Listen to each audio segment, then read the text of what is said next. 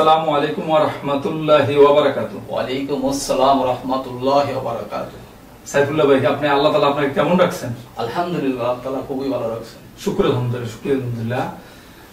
আমি পূর্বে হিন্দু ছিলাম, এটা আপনিও জানেন। আপনি ওই হিন্দু ধর্ম থেকে আল্লাহর রহমতে ইসলাম ধর্ম গ্রহণ করছেন। জি জি। তো আপনার পূর্বের হিন্দু থাকা অবস্থায় আপনার নাম, গ্রামের নাম, পিতার নাম একটু পরিচয়টা বলেন।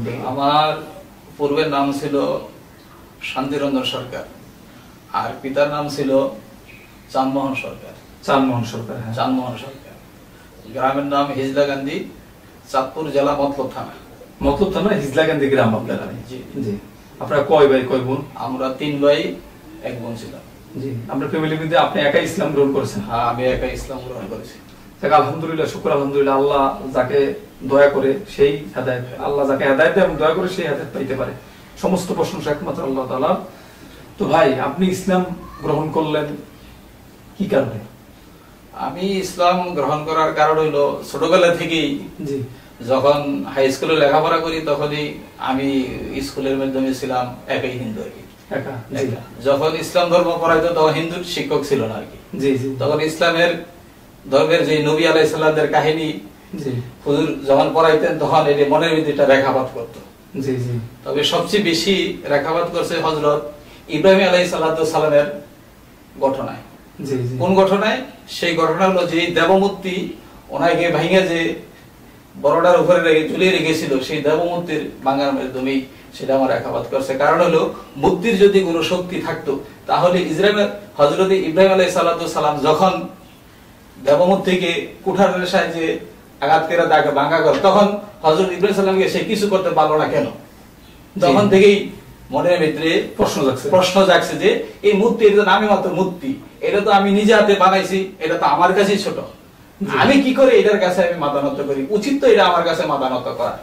জি জি। তখন আপনি কোন ক্লাসে পড়েন? এই চিন্তাটা যখন করতেছেন? এই চিন্তা যখন আসে তখন আমি ক্লাস সম্ভবত 8 থেকে 9 এ পড়ি আর কি। জি। অর্থাৎ ক্লাসে আপনি একাই হিন্দু ছিলেন। আপনার শিক্ষকরা যখন ইসলাম ধর্ম পড়াইতো, ইব্রাহিম আলাইহিস সালামের ঘটনাগুলি আপনি মনোযোগ সহকারে শুনতাম। আর আপনি অবশ্যই এই ঘটনাগুলি মানুষের পরিবর্তনের ঘটনা, কারণ এগুলি শুনলে সত্যি ঘটনা, এগুলি মানুষের এমনিতেই আল্লাহ তাআলা পরিবর্তন ঘটায় দেয়। জি। তো আলহামদুলিল্লাহ, এমনিতে বললে ভুল হবে যে এগুলির মধ্যে আল্লাহর বরকত আছে, রহমত আছে। তো আপনি কতদিন যাবত এই ইসলামের এইগুলি নিয়ে মানে মনে মনে কল্পনা করতেন? ইসলাম ধর্ম গ্রহণ করার আগে 3 বছর আগে থেকে। 3 বছর আগে থেকে? 3 বছর। ইসলাম ধর্ম গ্রহণ করলাম 1991 সালে। জি। আর যখন আপনি ক্লাস 8 এ পড়েন তখন এগুলি নিয়ে চিন্তা ভাবনা, হিন্দু এই মুসলমান যে বন্ধু বান্ধব ছিল তাদের সাথে কি করতাম, মিলাতে যেতাম। তাদের বোনের বাড়িতে বিবাহ অনুষ্ঠানে বিভিন্ন জায়গায় বেড়ে যেতাম। তখন থেকে আমার ওই ধর্মটাকে ভালো লাগতো আর কি, বুঝছেন? আপনি এগুলি ইসলাম ধর্ম এগুলি শুনে পরে হিন্দু ধর্মের কালচারের সাথে কি তুলনা করে দেখতেন? অবশ্যই দেখতাম। তখন মনে হতো যে আসলে ওগুলি সত্যি, এগুলি ভুল। দেখেন, আপনি অল্প বয়সে এই জিনিসগুলি বুঝতে পারছেন, আলহামদুলিল্লাহ। অথচ অনেক জ্ঞানী গুণী হিন্দুরা আছে জিনিসগুলি চিন্তাই করে দেখেন। আল্লাহ তাআলা যাকে হেদায়েত দেন তাকে, কিন্তু হেদায়েত চাইতে হবে, চিন্তা করতে হবে। যাই হোক, পরে আপনি ক্লাস 8 থেকে যখন এই ঘটনাগুলি শুরু করলেন, এসএসসি তারপরে এইচএসসি, আপনি কি পাস করছেন? এমনি ইন্টারমিডিয়েট পর্যন্ত। তো আপনি এই ইসলাম গ্রহণ করছেন কত বছর বয়সে? যখন আপনার জন্মটা কত ছিল? মানে আমার ইসলাম ধর্ম গ্রহণ মনে হয় 25 বছর বয়সে। 25 বছর বয়স। 25 বছর বয়সে। হ্যাঁ। তাহলে ইসলাম গ্রহণ করার পর কিছুদিন কি আপনি অপ্রকাশ রাখছিলেন, গোপন রাখছিলেন? কিছুদিন না, জেনে ফেলছে। আমার যারা ইসলাম ধর্ম গ্রহণ করার পর ভাইয়েরা বাবারা জানছে, জানার পর থেকে তারা দেশের বাড়ি থেকে তারা নানান আসছে আমাকে নেওয়ার জন্য, এবং মেরে ফেলবো, কেটে ফেলবো, অনেক নির্যাতন আর কি, জ্বালাতন করছে আর কি, বুঝছেন? ওই মেরে লেবো, কেটে লেবো, নিয়মও করবো, শিশা করবো। তাহলে বলছে যে, এবং তারা ওই যে তাদের জাদু টোনা বানটোনা বিভিন্ন এরিয়া করা কি ঘুরিয়ে নেওয়ার জন্য এগুলো তারা করছে। কিন্তু এগুলো তারা করে কি? আমি বলছি যে এক আল্লাহ তাআলা ধর্ম যদি, কোরআন যদি সত্য হয়, তাইলে আমাকে বাতিল শক্তি দিয়ে কোনো কিছু করতে পারবো না। আল্লাহ পাক আমাকে, এরা পরে তারাই বলছে যে তোমাকে ফিরে নেওয়ার জন্য আমরা এই ধরনের কার্যক্রম করছি, কিন্তু আমরা এখানে ব্যর্থ হয়েছি। আপনাকে যখন নিতে আসতো, আপনি কি বাড়িতে যাইতেন? হ্যাঁ, অবশ্যই যাইতে পারি। আমি নিজে স্বেচ্ছায় গেছি, তাদের নেওয়া লাগে না। আমি যাওয়ার পরে মারতো না তো? না না, মাইর এমনি করে টরে নেই। তবে কিন্তু আশেপাশে যে মুসলমান ছিল, মুসলমানের বেশি ছিল, কারণ এই বিধায় তারা কি করে নাই, আমরা আঘাত করে ইয়ে করতে পারি। এই মুসলমানরা জেনে ফেলছিল। মুসলমানরা জেনে ফেলতেছি। আচ্ছা ভাই, তো আপনি এই সব বিভিন্ন চিন্তা ফিকির করতেন যে ক্লাসে এগুলো শোনার পর, কিন্তু যখন ইসলাম গ্রহণ করলেন তখন কোন জিনিসটা বেশি আপনাকে আকৃষ্ট করছে ইসলাম আসার জন্য?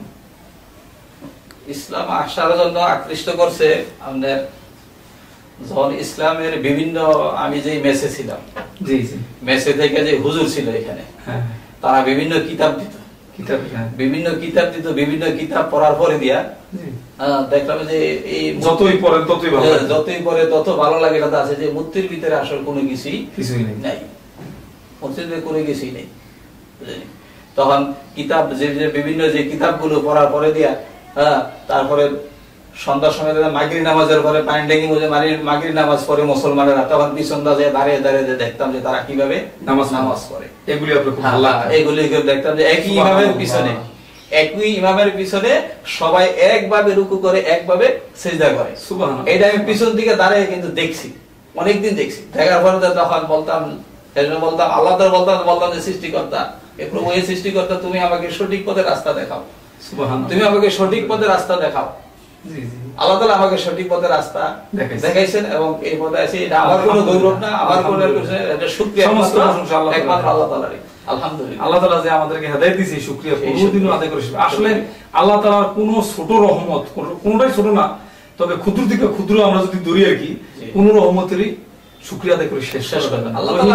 আল্লাহ তাআলার একটা নেয়ামতের শুকরিয়া আদায় করে শেষ করে দাও। আমি বলা ঠিক আছে, তারপর আমি বুঝানোর জন্য বলছি, আল্লাহ আমাদের ক্ষমা করুক, আমিন। তো ভাই, তো আপনি যখন ইসলাম গ্রহণ করলেন তখন বাসায় এগুলি করলো, এরপরে আপনি কি গোপনে গোপনে পালন করতেন না সরাসরি ডিসক্লোজ প্রকাশ করে দিয়েছেন? আমি সরাসরি হুজুরে 16 রোজাতে, জি 98 সালে 16 রোজায় শুক্রবার দিন, রমজান মাস ছিল, 16 রোজায় রমজান মাসে শুক্রবার দিন টিএডি মসজিদে, জামে মসজিদে কি মুসলমান হয়েছে প্রায় লক্ষ লক্ষ, এখানে কি মুসল্লি ছিল। বন্ধু বান্ধবরা সবাই এলান করে দিয়েছে যে এক অমুসলিম থেকে মুসলমান হবে শুক্রবার দিন, 16 রোজায় সবাই থাকেন, তার জন্য দোয়া করে। সুবহানাল্লাহ। তখন থেকে আমার এটা ওই যে বাড়িতে জেনে গেছে, ওই সব জায়গায় কি জেনে গেছে আর কি। আমি আর অপ্রকাশ্য ভাবে কোনো কিছু আর করিনি, প্রকাশ্য ভাবে সবকিছু। তো ইসলামের বিভিন্ন দিক ভালো লাগছে আপনি আল্লাহ তাআলার কাছে বলছেন, আল্লাহ তাআলা শরীর পথে নিয়ে আসছে। তাই আমি এবার জানতে চাই যে হিন্দু ধর্মটা আপনার কেন খারাপ লাগলো, কেন নিজের প্রতীক ধর্মটা ছাড়লেন? এইটা হিন্দু ধর্মটা তাদের এটা মন গড়া ধর্ম, এটা সম্পূর্ণ তারা মন গড়া ধর্ম।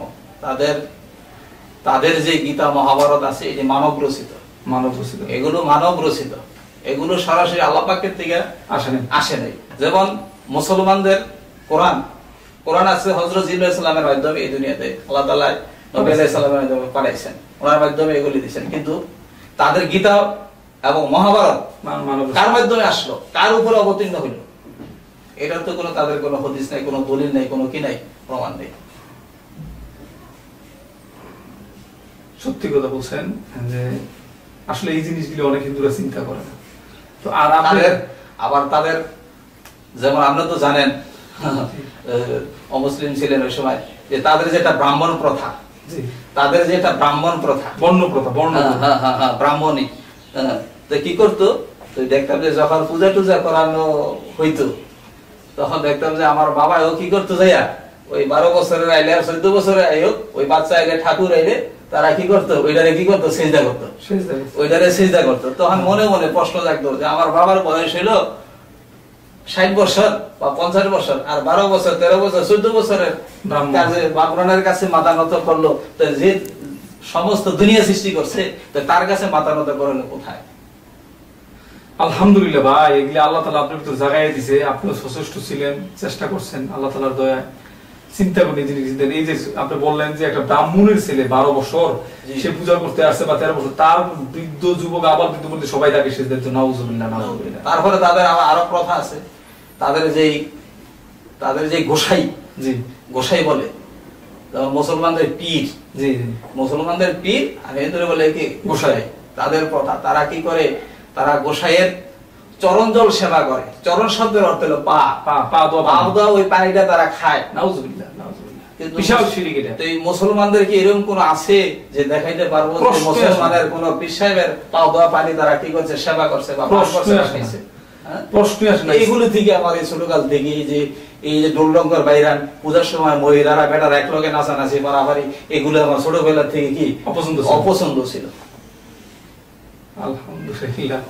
আসলে আপনি যে কথাটা বলেন যে মুসলমানদের মধ্যে আছে কিনা, এটা হচ্ছে কি যে ইসলাম এটা নাই, মুসলমান দুইজন ভুল করতে পারে, কিন্তু ইসলামে এটা শিরক। আল্লাহ তাআলা বলছে আমি ইচ্ছা করলে যে কোনো গুনাহ ক্ষমা করে দিতে পারি, এটা নাকি আছে বড়, কিন্তু শিরক করলে আল্লাহ তাআলা ক্ষমা করবে না। মুসলমানদের এখন যে তাদের যে সামাজিক দৃশ্য এখন দেখা যায় মুসলমানদের মাধ্যমে, সামাজিক দৃশ্যের ভিতরে এখন মুসলমানদের কেউ হয়তো গুনাহ করতে আছে, কেউ নামাজ পড়ে না বা কে করে, কিন্তু এইটাকে ইসলাম কোরআন এবং হাদিস দিয়ে মাপকাঠি করা যাবে না।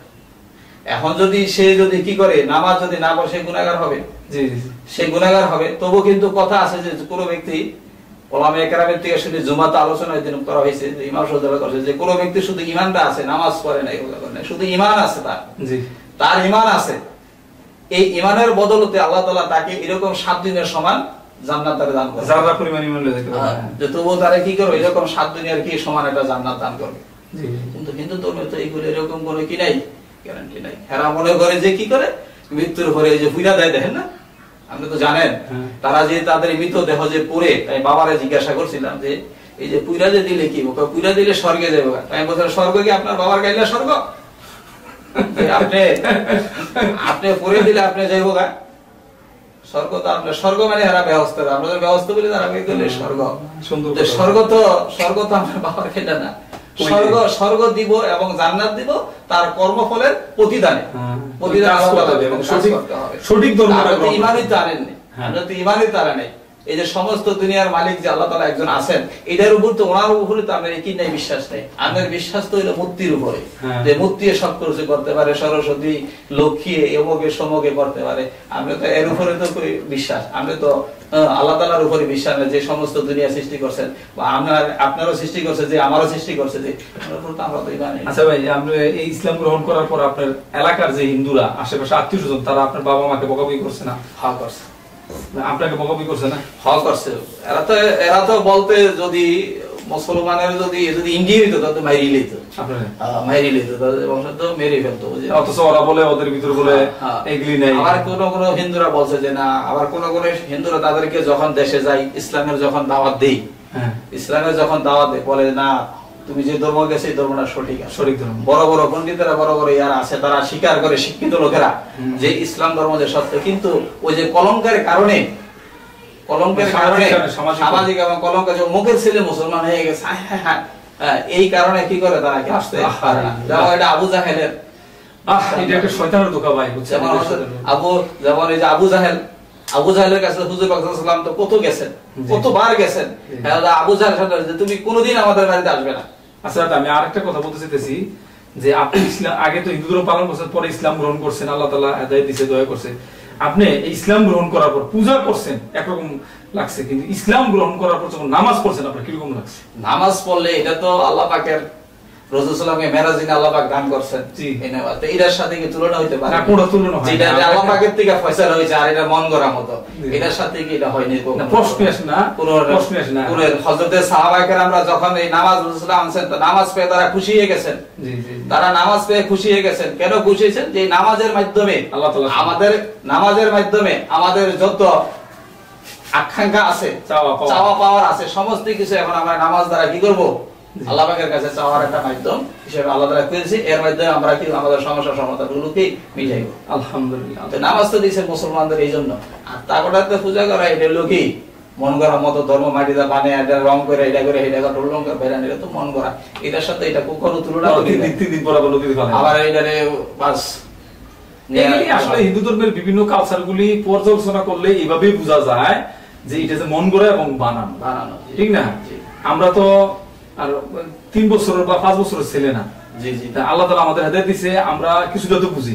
কিন্তু আমার প্রশ্ন হলো যে হিন্দুদের মধ্যে অনেক জ্ঞানী গুণী লোক আছে, তারা কেন এই জিনিসগুলো একটাবার চিন্তা করে দেখে না যে আমরা কোথায় আছি, কি করতেছি, কার কাছে মাথা নত করতেছি? জানে, তারা জানে যে ইসলাম যে ধর্ম, যে আবু জাহেলও জানতো, কিন্তু পারে না। ওই যে বলে যে বংশের ভিতরে চুনকালি পড়ে, এটা তো এই বংশ তো তাকে আখিরাতে বাঁচাতে পারবে না। না, এটা কখনো না। এরপরে আপনি ইসলাম গ্রহণ করার পরে অমুসলিমদের কি দাওয়াত দিতেছেন? জি জি জি জি, আপনার সামনে পড়লে হ্যাঁ বলে আমরা দেই, দাওয়াত দেব। দেশে যাই, আমি দেশের বাইরে যাব। আমার মারি আমি সর্বপ্রথম আগে বাপে ছিল আগে, তো বাপে এদিকে বাবার এখানে চিকিৎসা করতাম ডাক্তারের কাছে। জি জি, তো ডাক্তারের কাছে ডাক্তার সাহেব ওনার ধার্মিক লোক ছিলেন। জি, ডাক্তার মোসাদ্দেক ভাই, ওনাকে ওনারাও বুঝাইতো, ওনারা কি আবার বুঝাইতো, এবং ওনারাও বুঝানো হয়েছে। বুঝানোর পর ওনারা বলে যে ঠিক আছে তোমার ধর্ম তুমি পালন করো, হ্যাঁ তোমার ধর্ম তুমি পালন করো, আমার ধর্ম আমার কি পালন করতে দাও। এই বলতো আর কি। আর আপনি এই দাওয়াতের কাজটা বিশেষ করে আল্লাহ রাসূল সাল্লাল্লাহু আলাইহি ওয়াসাল্লামের, এটা আমি বারবার বলি প্রায় সাক্ষাতে, 4টা মৌলিক কাজ, অনেকগুলি মৌলিক কাজ, 4টা মৌলিক কাজ। যেমন রাসূল সাল্লাল্লাহু আলাইহি ওয়াসাল্লামের 4টা মৌলিক কাজ হলো দাওয়াত ও তাবলীগ 1 নম্বর, 2 নম্বর হলো আপনার তালিম, 3 নম্বর তাজগিয়ান, 4 নম্বর জিহাদ।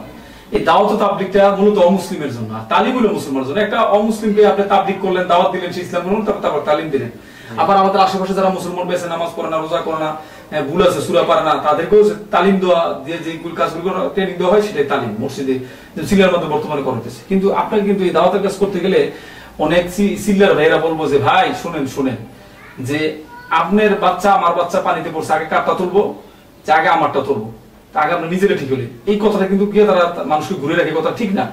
যে আপনি যে ঠিক আছে ভাই আমার বাচ্চা বা আপনার বাচ্চা পানিতে পড়ছে, আপনার বাচ্চা তুলবেন, তোলার পরে কিন্তু আমারটা তুলতে হবে, কিন্তু বছর ঘুরে গেলে আমারটা নিয়ে আমি গেলাম গা, তোরা করে তুললাম না, এটা কিন্তু ঠিক না। এই জন্য মুসলমানদের দাওয়াতের সাথে সাথে অমুসলিমের দাওয়াত দিতেই হবে ভাই। মুসলমান আল্লাহ তাআলা একদিন জান্নাতে নেবে, এটা মাওলানারা বলে আমরা শুনছি, কিন্তু যারা শিরিক করে সত্য ধর্ম ইসলামী গ্রহণ করলো না, তাদের কাছে দাওয়াত পৌঁছলো না, তারা কি কোনোদিন জান্নাত যাইতে পারবে না? তাই আমাদের অবশ্যই উচিত তাদেরকে দাওয়াত দেওয়া, নাকি? ঠিক। তো আপনি ঠিক কাজটাই করতেছেন।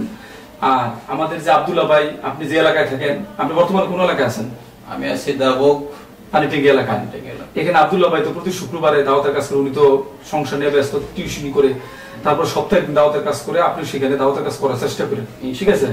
ইনফ্যাক্টলি করেন। তো আমাদের একটা গ্রুপ থাকলে, একটা দল থাকলে তাহলে সুবিধা হয়, মানুষ বুঝবে। এবং অমুসলিমরাও যে না অনেক ছেলেরই তো মুসলমান আছে, তখন তারা কি ব্যাপারে কিভাবে দলে দলে ছেলেরা মুসলমান হতেছে, তখন তারা কোরআন পড়বে। বাংলা কোরআন পড়লে অনেকে হেদায়েত পেয়ে যেতে পারে, কারণ আল্লাহ তাআলা কোরআন শরীফ বলছে সূরা বাকারার 185 নম্বর আয়াতে, এই কোরআন শরীফ নাজিল করা হয়েছে বরকতময় রমজান মাসে সকল মানুষের হেদায়েতের জন্য। বলে নাই যে বৌদ্ধ বা হিন্দুর হেদায়েতের বা মুসলমান, বলছে সকল মানুষের হেদায়েতের জন্য।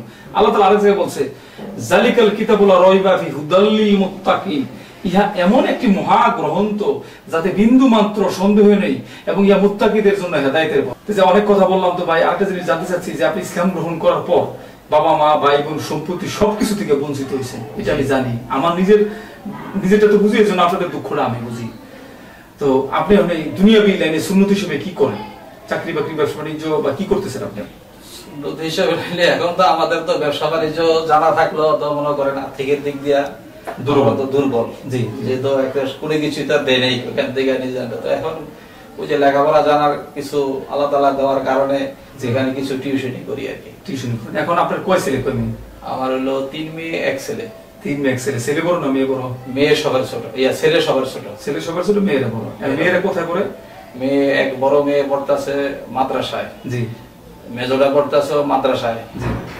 2 মেয়ে মাদ্রাসায় পড়তাছে। এক মেয়ে ছোট, মেজো মেয়ে কোরআন হেফজ করতেছে, 6 বার মুখস্থ হয়ে গেছে, আলহামদুলিল্লাহ। আর বড় মেয়ে আর দাওরা করতে আর 2 বছর, আলহামদুলিল্লাহ। এবার হেদায়েত পড়তেছে আর কি, জি। তারপর মেয়ে 3টা মাদ্রাসায়। হ্যাঁ, মেয়ে 3টা হয় না, হেডার এখনো ভর্তি করেনি, ছোট ছোট। আর ছেলেটা এখনো 2.5 বছর আগে চলছে আর কি, জি। তো আপনাদের এই টিউশনি কইরা আপনি এই ছেলে মেয়েদের পড়া খরচ চালানো যায় সম্ভব? সম্ভব না হইলে আর কি করা, এখন তো মনে করেন না। এখন এই যে আবার নতুন ভর্তির ব্যাপারে কি আপনি কোন চিন্তা ফিকির করতেছেন? নতুন ভর্তির ব্যাপারে চিন্তা ফিকির করতে গেলে মনে করেন সেদিন মাদ্রাসায় গেলাম, যাওয়ার পরে বললো যে এক একজনের 3,500 টাকার মতন করে লাগতেছে ভর্তি। ওখানে আবাসিকে থেকে আবার এখন আপনার টোটাল কত লাগবে? এই 10-15 হাজার টাকার মতন কিতাবে আর ভর্তি, 2টার ভর্তি। হ্যাঁ, তো আবার জায়গাটা চলে না আমাদের মাদ্রাসাটা, ওই নিজের টাকার উপরে কি হয়, চলতে হয়, খাইতে হয় আর কি, বুঝলেন? তাহলে আপনার দুইটা মেয়ে একটা ছেলেকে পড়াইতে ভর্তি করে দিয়ে আপনার কত 15,000, 10 থেকে 15,000 টাকা মতো লাগতেছে। এটা আপনি সংগ্রহ করতে পারেন না এখনো? এখনো চেষ্টা করতে আছে আর কি, যদি আল্লাহ পাক, জি, আলহামদুলিল্লাহ। আল্লাহ তাআলা আপনাকে তৌফিক দান করুক, আপনি যদি ছেলে মেয়েগুলি শেষ পর্যন্ত লেখাপড়া করাইতে পারেন, আল্লাহ তাআলা আপনার সেই অর্থ এবং সবকিছু ব্যবস্থা করে দেখ, আমিন। আর আপনার ভবিষ্যৎ পরিকল্পনা কি? আপনি আস্তে আস্তে কি অমুসলিমদের দাওয়াত বাড়াবেন, না যেটুকু পারেন একটু করবেন? বাড়ানোর চিন্তা ভাবনা, জি, বাড়ানোর চিন্তা ভাবনা। যে রাসূল সাল্লাল্লাহু আলাইহি ওয়াসাল্লাম তো দাওয়াতই দিয়েছেন, হযরত সাহাবাগণরা ইসলাম ধর্ম গ্রহণ করেছে, সাথে সাথে কি বিভিন্ন রাষ্ট্রে পাঠিয়ে দিয়েছেন দাওয়াতের জন্য, জি জি জি। হ্যাঁ, আমরা তো চাই তো ওইটি করার জন্য, ওইভাবেই করার জন্য যে চাই।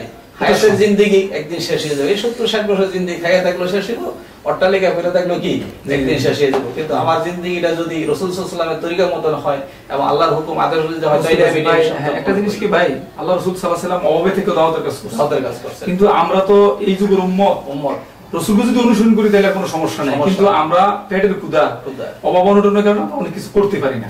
কিন্তু অথচ দেখেন খ্রিস্টানরা, বৌদ্ধরা, হিন্দুরা, তাদের যে অর্থের যোগান, তারা যেভাবে চলতেছে, যেভাবে দাওয়াতের কাজ তাদের ধর্ম করতেছে, তো আল্লাহ তাআলা দোয়া করেন আল্লাহ তাআলা আমাদেরকে এমন তৌফিক দান করুক যে আমাদের অর্থের দিকে না তাকান লাগে আমরা গণহারে দাওয়াতের কাজ করতে পারি। আমিন আমিন। আমরা দাওয়াতের কাজ করতে পারি, এবং যে সমস্ত ধনী মুসলমান ভাইয়েরা আছে তারা দাওয়াতের কাজ করলে ভালো হয়, তারা যদি নাও করতে পারে, তারা যারা দিনের দাওয়াতের কাজ করে আল্লাহ তাআলা যেন তাদের দিয়া, যারা দিনের দাওয়াতের কাজ করে তাদেরকে সহযোগিতা করায় আল্লাহ তাআলা যেভাবে মন চায়। আর একটা জিনিস হলো, যারা ইসলাম গ্রহণ করে, অনেকে বাবা মা, ভাই বোন, সন্তান, গর্ভধারিণী মা, সমস্ত কিছু ছেড়ে আসে, তাদের দিকে যেন আল্লাহ তাআলা তাদের মাধ্যমে আল্লাহ তাআলা যেভাবে পছন্দ করে সেভাবে সাহায্য করুন। আমিন। তো আমি দোয়া করি, আমি বুঝি আপনি একটু কষ্টে আছেন, এটা আপনি মুখ দিয়ে বলতে চান না, আসলে নিজের জন্য নিজে কেউ বলে না। তো আপনার বাচ্চা কাচ্চাদের লেখাপড়ার জন্য আল্লাহ তাআলা কি করে, আল্লাহ তাআলার কাছে দোয়া করেন, আমি দোয়া করবার দেখি আমরা কি করতে পারি। ঠিক আছে, আমরা কি করতে পারি, আপনার জন্য কতটুকু করতে পারি। তবে একটাই কথা থাকলো যে এটা হলো কোনো স্বার্থ না, কোনো বিনিময় না, যে আল্লাহ তাআলা সন্তুষ্টির জন্য, রাসূলের সন্তুষ্টির জন্য এই অমুসলিম মুসলমানদের দাওয়াতের সাথে সাথে, মুসলমানদের আমলি দাওয়াত, ইসলামা সংশোধনের যেটা তালিমি দাওয়াত, এটার সাথে সাথে আমাদের আশেপাশে হিন্দু, বৌদ্ধ, খ্রিস্টান যারা আছে ভাই, তারা তো বুঝে না। আসেন আমরা মাইর খাই, আমরা আঘাতপ্রাপ্ত, অপমানিত, তবু দুঃখ নাই, তবু তারা যেন আল্লাহর দ্বীনের দিকে আসে, তারা যেন পরকালে নাজাত পেয়ে যায়। এই চেষ্টা আমরা করবো ইনশাআল্লাহ। আর আপনি মুসলমান ভাইদের প্রতি, আপনি যদি এই অমুসলিমদের দাওয়াত দিব কিনা, সকল মুসলমান ভাইদের প্রতি কিছু বলার থাকলে বলি তো। আপনি এখন বলতে পারেন, যেহেতু আপনি সাক্ষাৎকার দিয়েছেন, বলতে পারেন যে মুসলমান ভাইদের আপনি কোনো আবেদন জানালে জানাইতে পারেন। মুসলমান ভাইদের আবেদন হলো, যেমন আগে একটা বলছিলেন যে ভাই মুসলমান হইয়া লাভ কি, আমরা একটা মেয়ে বিয়ে করে দিই না, একটা ছেলে বিয়ে করে দিই না, তারা দিতে চায় না, এই বিষয়ে একটু আপনি। মুসলমান কি বলবো, এখন মুসলমানের যে সামাজিক দৃশ্য প্রেক্ষাপটের দিকে তাকালে যে দেখা যাইতেছে যে তারা অর্থ নিয়ে আছে, বলতে গেলে যে তারা অর্থ নিয়ে আছেন। কিন্তু আমি যে কোন নবীর উম্মত হইলাম, নবীর যে মনের মাকসাদ, আল্লাহ তাআলা যে কি উদ্দেশ্যে নবী প্রেরণ করছেন, এবং হযরত সাহাবায়ে কেরামরা যে বাড়িঘর ছাড়ছেন, কি জন্য ছাড়ছেন, ওইটা যদি মুসলমানের ভিতরে আসতো দুনিয়া অনেক সুন্দর হয়ে যেত। আর মুসলমানের আমল আখলাক যদি হযরত সাহাবায়ে কেরামরা যেভাবে ইসলামের রূপ দিছে, ওইভাবে যদি আমরা রূপটা যদি বাস্তবায়ন করতে পারতাম, তাহলে অমুসলিমরা এখনো দলে দলে ইসলাম ধর্ম গ্রহণ করার জন্য ইচ্ছা পোষণ করত। এখন তো দেওয়ার মালিক আল্লাহ তাআলা, যাকে খুশি তাকেই দেয়, কিন্তু তারা ইচ্ছা পোষণ করত। হ্যাঁ, আমাদের আকলাকও ঠিক করতে হবে এবং আমাদের দাওয়াতও দিতে হবে, ইচ্ছা পোষণ করতে। তো এখন প্রশ্ন হচ্ছে কি, যে আপনি যে কথাটা আগে বলছিলেন, একদিন আমি যখন দাওয়াত দিতে গেছিলাম, যে মুসলমান হয়ে লাভ কি, যে ভাই মুসলমানরা আমরা বিয়ে শাদী করতেছিলাম, ভালো মেয়ে দিতে চায় না, ভালো মেয়ে, আসলে তারা ইসলাম বুঝে না, দিকে অনেক মুসলমান তারা মনে করে এরপরও মুসলমান হয়ে লাভ আছে, বুঝেনি, এরপরও মুসলমান হয়ে লাভ আছে। আমরা কিছু না পাই, আমরা তো জান্নাতে যাবো, দুজক থেকে বেঁচে গেলাম, অবশ্যই আল্লাহ পাক দিবেন, এটা বিশ্বাস আছে, আমি বিশ্বাস আছে। তারা তো মনে করে যে এই অমুসলিম থেকে মুসলমান হইছে, এখন তার কাছে কি আছে, জি, আপনার সাথে আত্মীয় করতে গেলে কি আবার কি জায়গা না, এটা করে না সেটা করে বলছেন, বিভিন্ন দ্বারা চিন্তার বিষয় থেকে এটা আসলে এটা করা কি ঠিক না, এই চিন্তা ভাবনা করা ঠিক না, সবাই একরকম না, ঠিক না। এখন প্রশ্ন হচ্ছে কি, যে আপনি হিন্দুদের উদ্দেশ্যে কিছু বলেন, হিন্দু, বৌদ্ধ, খ্রিস্টান যারা অমুসলিম অবস্থায় আছে, তারা মুসলমান না, হিন্দু অমুসলিমদের কাছে প্রতিদিনই দোয়া করি যে আল্লাহ তুমি কি করো, তারা তো বোঝে না। জি, যেমন তাহেবের ময়দানে রাসূল সাল্লাল্লাহু আলাইহি ওয়াসাল্লামকে যে রক্তাক্ত যে করছেন, বড় ঘটনা বলা মাকসাদ না, তবু রাসূল সাল্লাল্লাহু আলাইহি ওয়াসাল্লাম তাদের জন্য বদদোয়া কি করেন নাই, রাসূলকে অনেক অত্যাচার করছে, কিন্তু আয়েশা বলছে যে আপনি বলেন দুই দিকের পাহাড়কে আমি কি করে দেই, একত্রিত মিলিয়ে দেই। তো বলছে যে এটা যদি হয় তাহলে আমি দিন প্রচার করব কার কাছে, তখন এটা রাসূল সাল্লাল্লাহু আলাইহি রহমাতুল্লাহ আলাইহি তো ওনার এটা কি আমি দিন প্রচার করবো কার কাছে। তবে মুসলমান ভাইদের প্রতি বা অমুসলিম যারা আছে, অমুসলিম ভাই যারা আছেন, তাদের প্রতি অনুরোধ যে এটার ভিতরে কিছুই নেই, তাদের ধর্মের ভিতরে মন গড়া মতো এগুলোর ভিতরে কিছুই নেই। যদি আপনারা ইসলাম অন্য ধর্মগুলি এগুলির ভিতরে, আপনি বিশেষ করে হিন্দু ধর্মে যা আমরা যেটুকু জানি, ওই অন্য ধর্মগুলি মন গড়া, এগুলি মন গড়া, এগুলো পরিহার করে যদি তারা যদি এই দিন ধর্মের ভিতরে আসে, তাহলে তারা দুনিয়াতে কি নাজাত পেয়ে যাবে, আখিরাতে কি নাজাত পেয়ে যাবে। আসলে আমাদের কথাটা হচ্ছে কি, যে তাদের ধর্ম ভুল না সঠিক, তারা ইসলাম ধর্ম পড়ুক, তাদের ধর্মটাও পড়ুক, তারা রিসার্চ করুক, তারা বুঝে যাবে। আমাদের এই কথাটা বলা যে আপনাদের ধর্ম ভুল, এটা না বলাই ভালো। আমরা হিন্দু থেকে মুসলমানের জন্য আমরা বলতে পারি, মুসলমানরা বলবে না, আমরা বলতে পারি। আমাদের কাছে ভুল মনে হয়েছে, আমরা চলে আসছি। তো তোমরা যাচাই করো, তোমরা ও ভাই, ও হিন্দু, ও বৌদ্ধ, খ্রিস্টান, আমরা তোমাদের শত্রু না, আমরা তোমাদের ভালো চাই। আল্লাহ তাআলা তোমাদেরকে হেদায়েত দান করুক। তোমরা যাচাই করো, যাচাই করার পর যদি মনে করো যে না তোমাদের ধর্ম সঠিক, তাহলে তোমরাই সিদ্ধান্ত নাও। তো আমরা তোমাদেরকে আহ্বান করলাম, আমরা তোমাদেরকে সত্যটা জানাই দিলাম, তোমাদের ব্যক্তিগত ব্যাপার। তোমরা এক আল্লাহর ইবাদত করো, বিভিন্ন দেব দেবীর বিভিন্ন মূর্তির পূজা ছাইরা তোমরা কি করো, পরিহার করে এক আল্লাহর ইবাদতে আসো। জি জি জি। তো আলহামদুলিল্লাহ ভাই, আল্লাহ তাআলা আপনাকে কবুল করুক, আমাদের সকল কবুল করুক, এবং সমস্ত ইসলাম দেশে শান্তি প্রতিষ্ঠা করুক, এবং যারা অমুসলিম আছে তাদেরকে আল্লাহ তাআলা হেদায়েত দিয়ে, ঈমান দিয়ে মুসলমান বানায়, নামাজি বানায় দিক। আমিন। আলহামদুলিল্লাহ। আসসালামু আলাইকুম ওয়া রাহমাতুল্লাহি ওয়া বারাকাতুহু। ওয়া আলাইকুম আসসালাম ওয়া রাহমাতুল্লাহি ওয়া বারাকাতুহু। আল্লাহ তাআলা আপনাকে ভালো রাখুক, আমাকে ভালো রাখুক। আমিন।